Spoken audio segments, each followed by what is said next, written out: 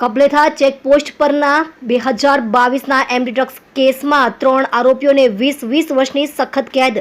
સુરત શહેરને નશામુક્ત બનાવવા માટે સુરત પોલીસ અને ન્યાયતંત્ર સંયુક્ત રીતે કડક વલણ અપનાવી રહ્યું છે, જેનો જીવતો જાગતો પુરાવો આ ચુકાદો છે.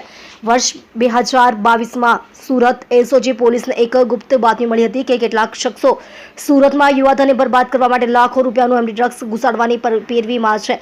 આ બાતમીના આધારે પોલીસે કબલેથા ચેકપોસ્ટ પાસે લોખંડી નાકાબંધી ગોઠવી હતી. તલાશી દરમિયાન ડ્રગ્સનો મોટો જથ્થો મળી આવ્યો હતો. નાકાબંધી દરમિયાન શંકાસ્પદ વાહનને અટકાવી જ્યારે એસઓજીની ટીમે તપાસ કરી ત્યારે પોલીસ પણ ચોંકી ઉઠી હતી. વાહનમાંથી આંતરરાષ્ટ્રીય બજારમાં અંદાજે 59 લાખ રૂપિયાની કિંમત ધરાવતું શુદ્ધ મેફેડ્રોન ડ્રગ્સ મળી આવ્યું હતું.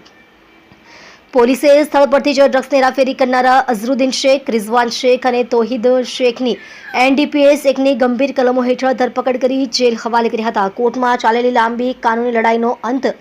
આ હાઈ પ્રોફાઇલ કેસ સુરતની સ્પેશિયલ કોર્ટમાં ચાલતો હતો. સુનાવણી દરમિયાન સરકારી પક્ષ તરફથી એસઓજીના મજબૂત પંચનામા, FSLનો પોઝિટિવ રિપોર્ટ અને વૈજ્ઞાનિક પુરાવા રજૂ કરવામાં આવ્યા હતા.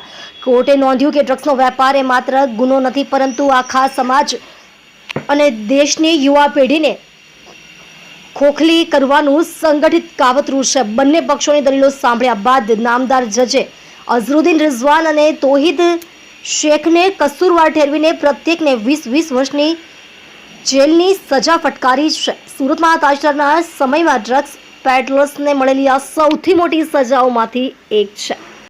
તમે જોઈ રહ્યા છો DNY ન્યૂઝ ચેનલ રમન કૌરની સાથે.